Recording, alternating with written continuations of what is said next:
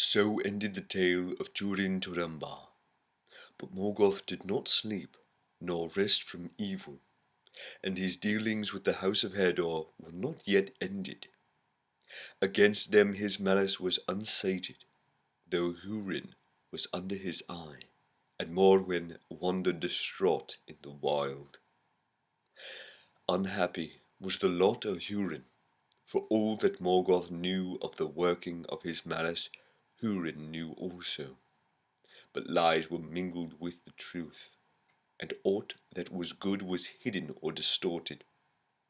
In all ways Morgoth sought most to cast an evil light on those things that Thingol and Melian had done, for he hated them and feared them. When therefore he judged the time to be ripe, he released Húrin from his bondage, bidding him go whither he would. And he feigned that in this he was moved by pity, as for an enemy utterly defeated. But he lied, for his purpose was that Húrin should still further his hatred for elves and men ere he died. Then little though he trusted the words of Morgoth, knowing indeed that he was without pity, Húrin took his freedom and went forth in grief, embittered by the words of the Dark Lord. And the year was now gone since the death of Húrin his son. For 28 years he had been captive in Engband, and he was grown grim to look upon. His hair and beard were white and long, but he walked unbowed, bearing a great black staff, and he was girt with a sword.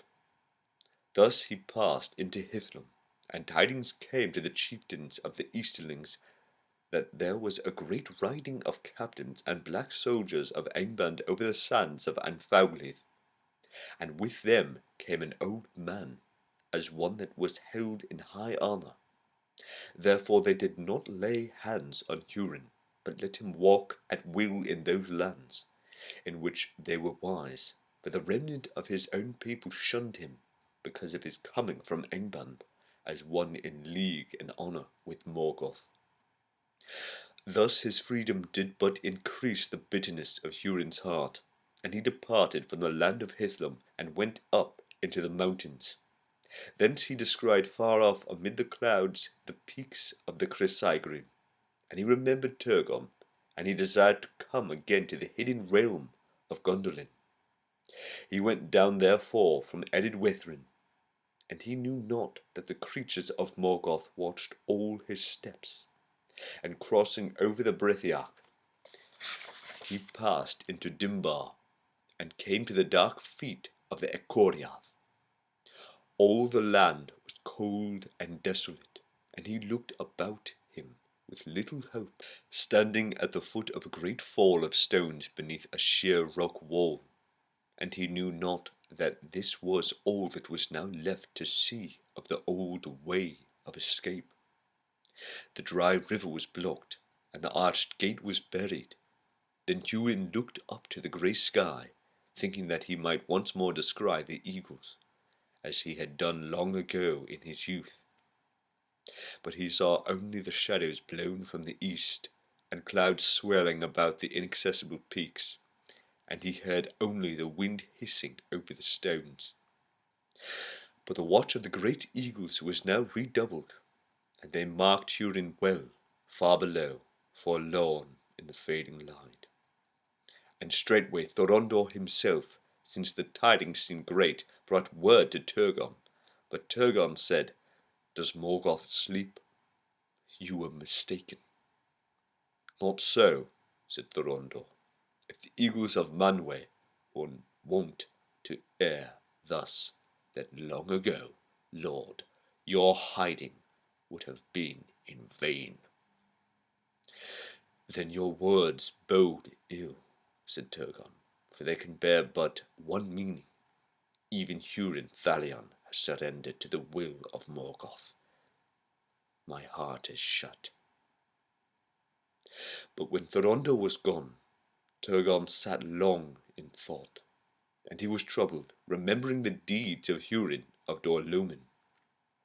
And he opened his heart, and sent to the eagles to seek for Húrin, and to bring him if they might to Gondolin. But it was too late, and they never saw him again in light or in shadow.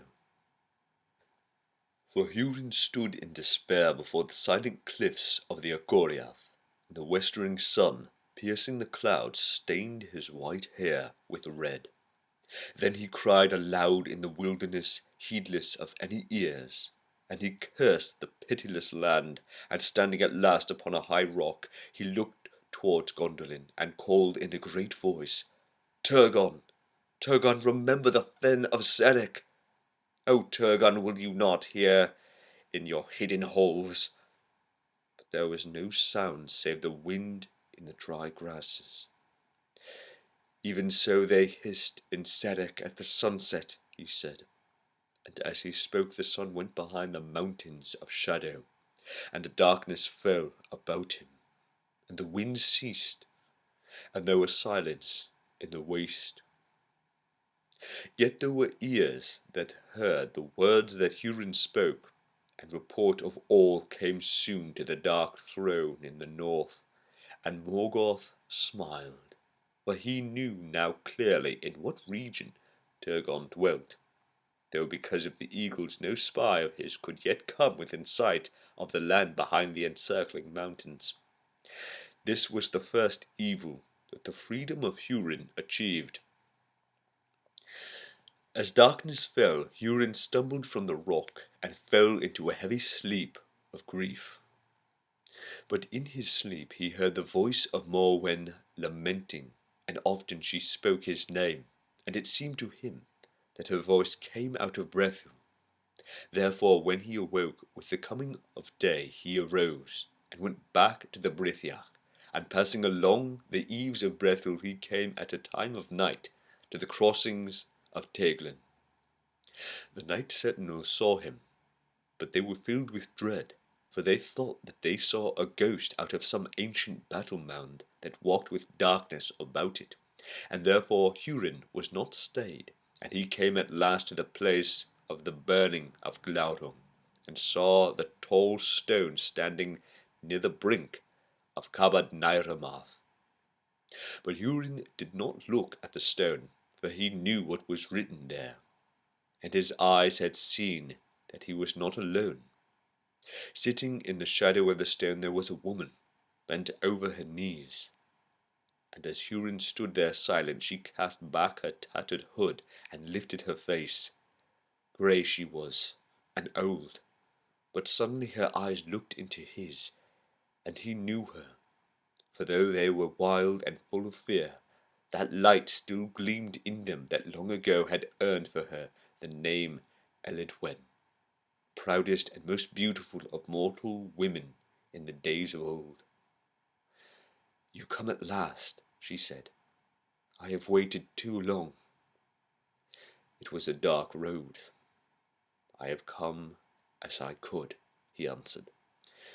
But you are too late, said Morwen. They are lost. I know it, he said, but you are not. But Morwen said, almost. I am spent. I shall go with the sun, and little time is left. If you know, tell me, how did she find him? But Húrin did not answer, and they sat beside the stone, and did not speak again. And when the sun went down, Morwen sighed, and clasped his hand, and was still, and Húrin knew that she had died. He looked down at her in the twilight, and it seemed to him that the lines of grief and cruel hardship were smoothed away. She was not conquered, he said, and he closed her eyes, and sat unmoving beside her as the night drew down. The waters of Cabad Nairamath roared on, but he heard no sound, and he saw nothing and felt nothing, for his heart was stone within him. But there came a chill wind that drove sharp rain into his face, and he was roused, and anger rose in him like smoke, mastering reason, so that all his desire was to seek vengeance for his wrongs, and for the wrongs of his kin, accusing in his anguish all those who ever had dealings with them. Then he rose up and he made a grave for Morwen above Cabad Nairamarth, on the west side of the stone, and upon it he cut these words: Here lies also Morwen, Eledwen. It is told that a seer and harp player of Brethil named Húrin made a song, saying that the stone of the hapless should not be defiled by Morgoth nor ever thrown down, not though the sea should drown all the land, as after indeed befell, and still tall Morwen stands alone in the water beyond the new coasts that were made in the days of the wrath of the Valar. But Húrin does not lie there, for his doom drove him on, and the shadow still followed him. Now Húrin crossed over Teiglan and passed southward down the ancient road that led to Nargothrond, and he saw far off to the eastward the lonely height of Amon Rûd, and knew what had befallen there.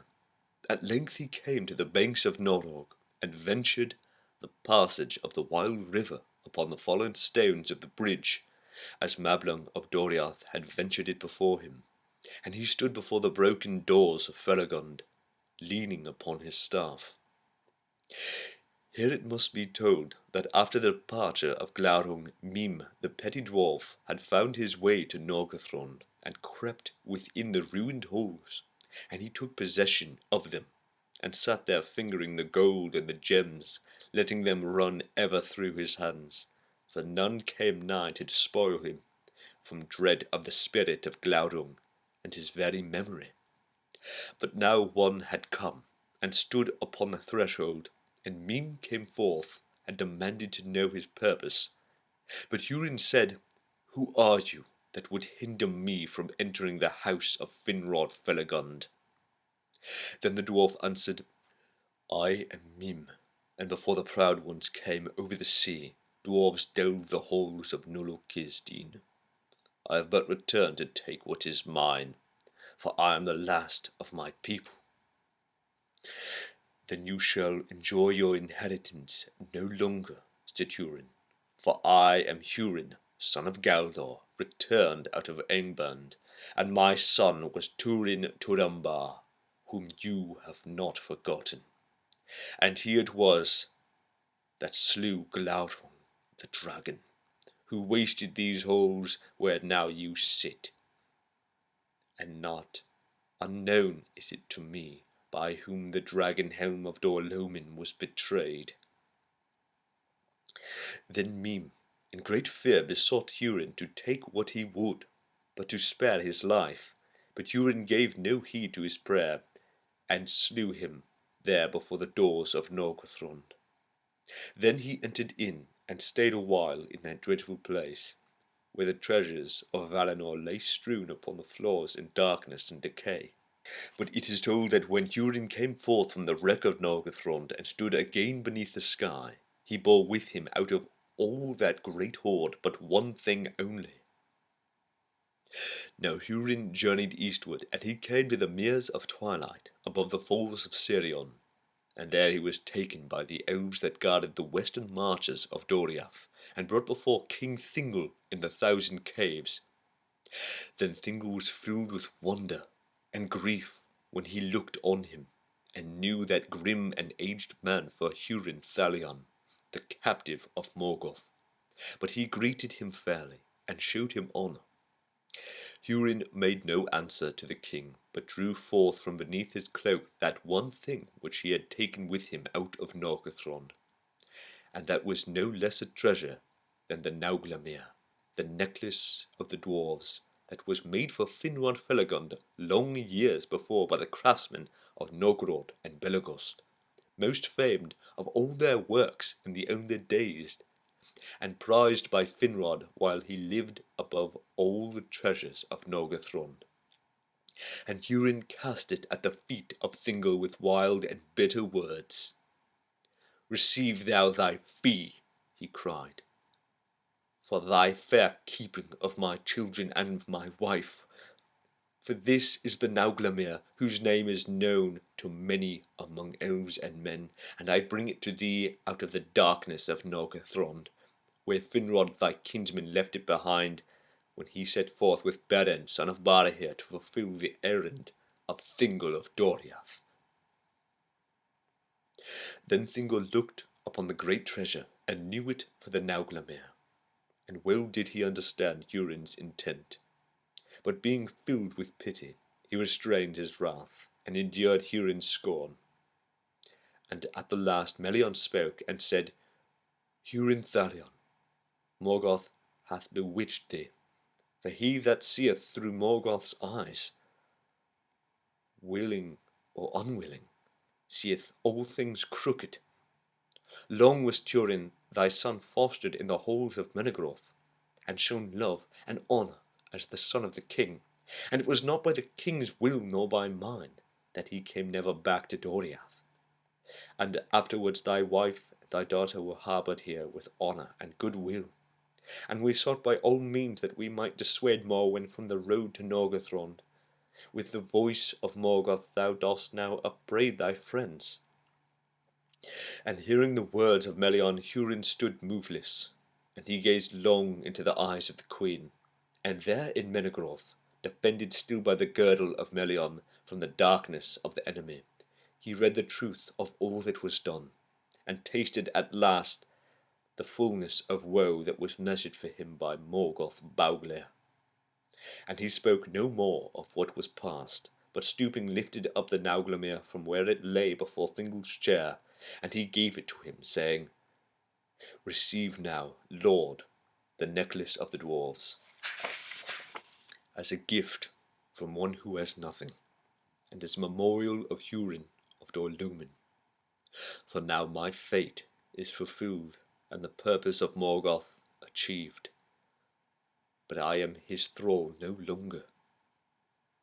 Then he turned away and passed out from the 1,000 caves, and all that saw him fell back before his face, and none sought to withstand his going, nor did any know whither he went.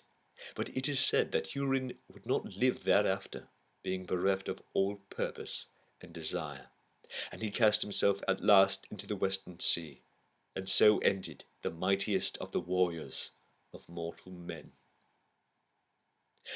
But when Húrin was gone from Menegroth, Thingol sat long in silence, gazing upon the great treasure that lay upon his knees. And it came into his mind that it should be remade, and in it should be set the Silmaril. For as the years passed, Thingol's thought turned unceasingly to the jewel of Fëanor, and became bound to it. And he liked not to let it rest even behind the doors of his inmost treasury, and he was minded now to bear it with him always, waking and sleeping.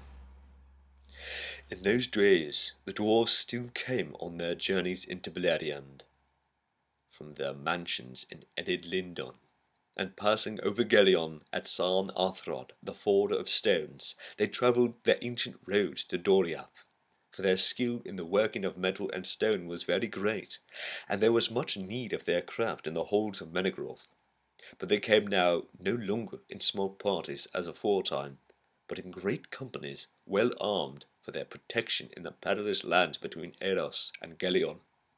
And they dwelled in Menegroth at such times in chambers and smithies set apart for them. At that very time great craftsmen of Novgorod were lately come into Doriath, and the king therefore summoning them declared his desire, that if their skill were great enough, they should remake the Nauglamir, and in it set the Silmaril. Then the dwarfs looked upon the work of their fathers, and they beheld with wonder the shining jewel of Fëanor, and they were filled with a great lust to possess them, and carry them off to their far homes in the mountains. But they dissembled their mind, and consented to the task. Long was their labour, and Thingol went down alone to their deep smithies, and sat ever among them as they worked.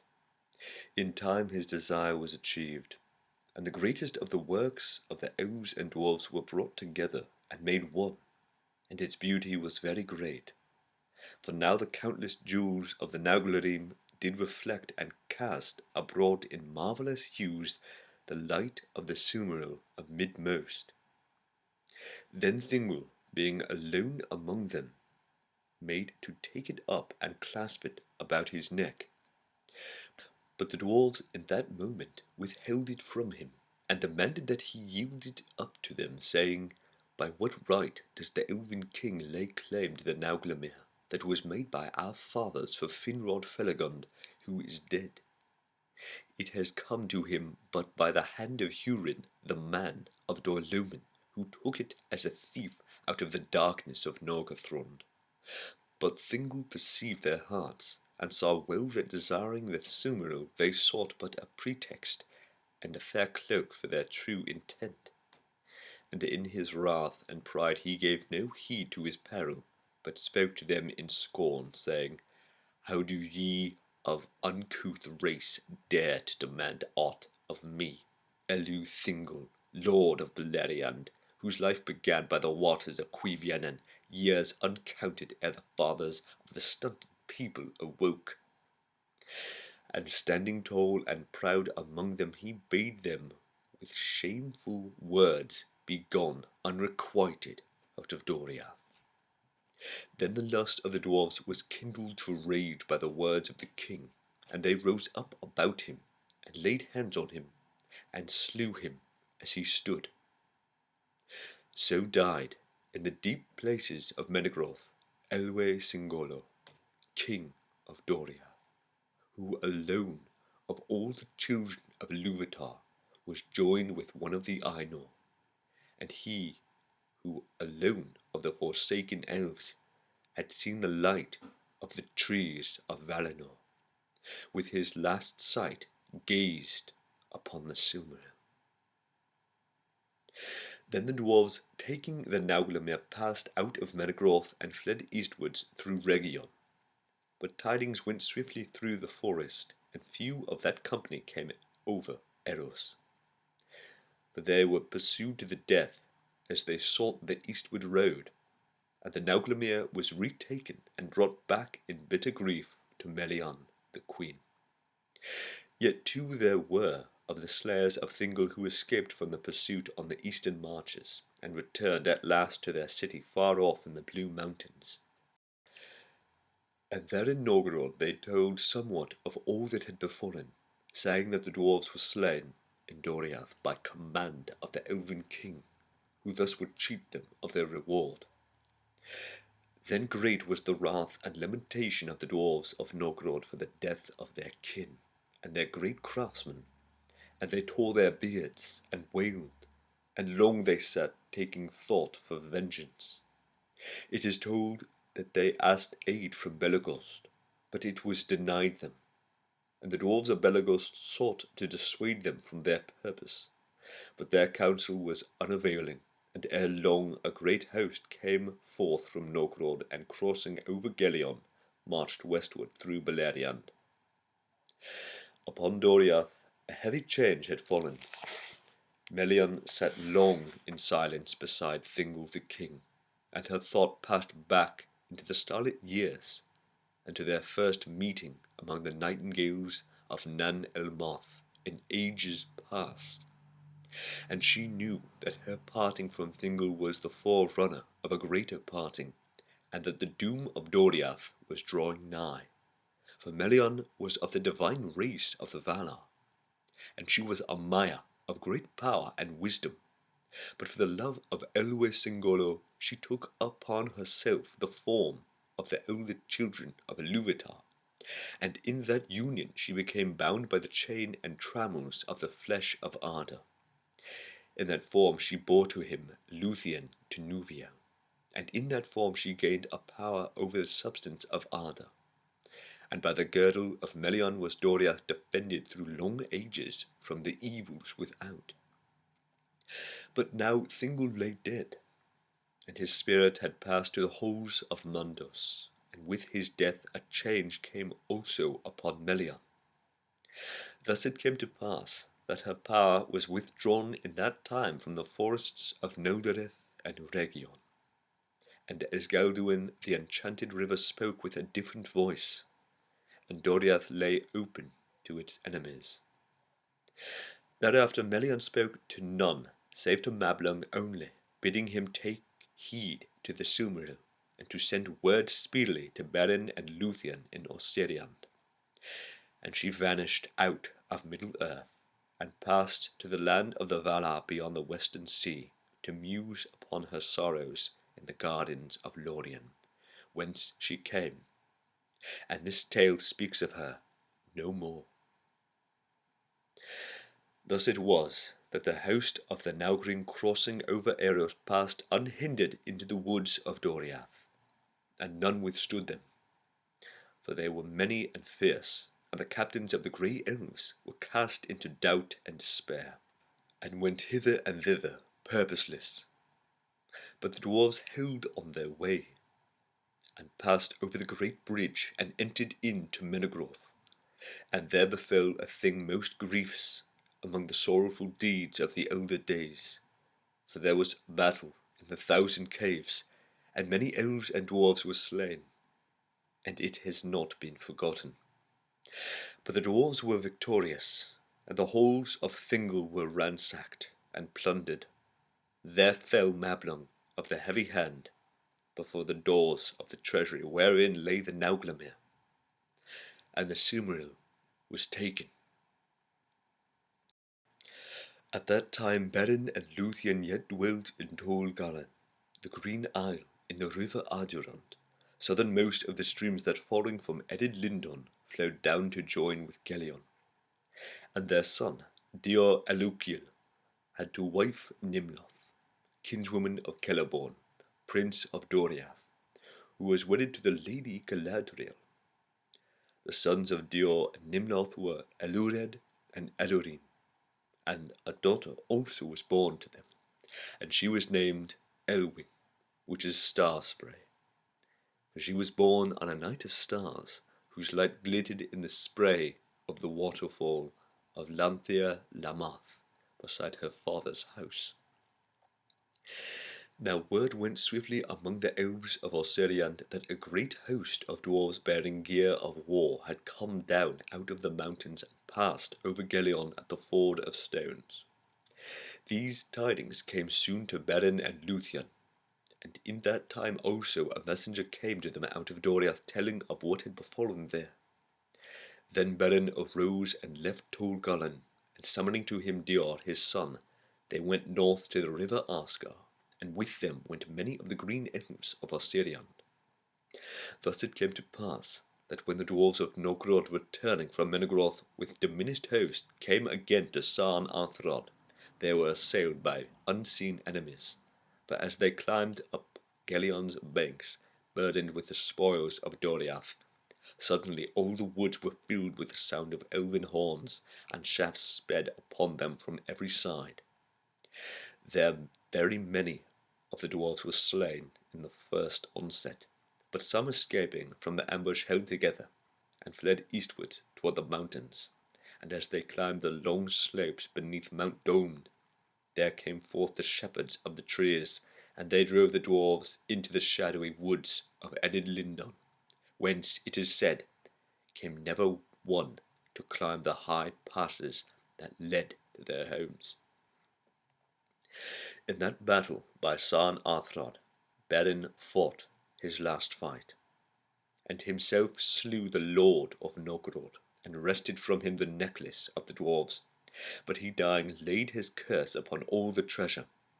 Then Beren gazed in wonder on the selfsame jewel of Feanor that he had cut from Morgoth's iron crown, now shining, set amid gold and gems by the cunning of the dwarves, and he washed clean of blood in the waters of the river, and when all was finished the treasure of Doriath was drowned in the river Asgar.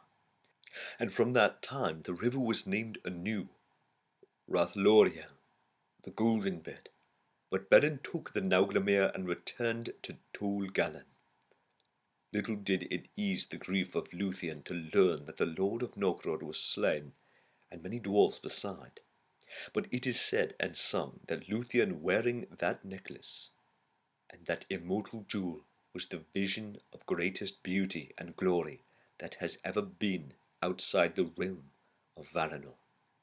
And for a little while the land of the dead that live became like a vision of the land of the Valar, and no place has been since so fair, so fruitful, or so filled with light. Now J.R.R, Thingol's heir, bade farewell to Beren and Luthien, and departing from Lanthir Lammath with Nimloth his wife, he came to Morgoth and abode there, and with them went their young sons, Elured and Elurin, and Elwing their daughter. Then the Sindar received them with joy, and they arose from the darkness of their grief for fallen kin and king, and for the departure of Melian. And J.R.R Elukil set himself to raise anew the glory of the kingdom of Doriath. There came a night of autumn, and when it grew late, one came and smote upon the doors of Morgoth, demanding admittance to the king. He was a lord of the green elves hastening from Osiriand, and the door wards brought him to where J.R.R sat alone in his chamber, and there in silence he gave to the king a coffer, and took his leave. But in that coffer lay the necklace of the dwarves, wherein was set the Silmarillion, and J.R.R looking upon it knew it for a sign that Beren Erkemion and Luthien Tinuviel had died indeed, and gone where go the race of men to a fate beyond the world. Long did J.R.R gaze upon the Silmaril, which his father and mother had brought beyond hope out of the terror of Morgoth, and his grief was great that death had come upon them so soon. But the wise have said that the Silmaril hastened their end, for the flame of the beauty of Luthien as she wore it was too bright for mortal lands. Then J.R.R arose, and about his neck he clasped the Nauglamir, and now he appeared as the fairest of all the children of the world, of threefold race, of the Edain, and of the Eldar, and of the Maya of the blessed realm. But now the rumour ran among the scattered elves of Beleriand that J.R.R, Thingol's heir, wore the Nauglamir, and they said, "A Silmaril of Fëanor burns again in the woods of Doriath." And the oath of the sons of Fëanor was waked again from sleep. For while Luthien wore the necklace of the dwarves, no elf would dare to assail her. But now, hearing of the renewal of Doriath, and of J.R.'s pride, and the seven gathered again from wandering, and they sent to him to claim their own. But J.R.R returned no answer to the sons of Fëanor, and Celegorm stirred up his brothers to prepare an assault upon Doriath. They came at unawares in the middle of winter, and fought with J.R.R in the thousand caves, and so befell the second slaying of elf by elf. There fell Celegorm by J.R.'s hand, and there fell Curufin and dark Caranthir. But J.R.R was slain also, and Nimloth his wife, and the cruel servants of Celegorm seized his young sons and left them to starve in the forest. Of this Maedhros indeed repented, and sought for them long in the woods of Doriath, but his search was unavailing. And of the fate of Elured and Elurin no tale tells. Thus Doriath was destroyed, and never rose again. But the sons of Fëanor gained not what they sought, for a remnant of the people fled before them, and with them was Elwing, J.R.'s daughter. And they escaped, and bearing with them the Silmaril, they came in time to the mouths of the river Sirion by the sea.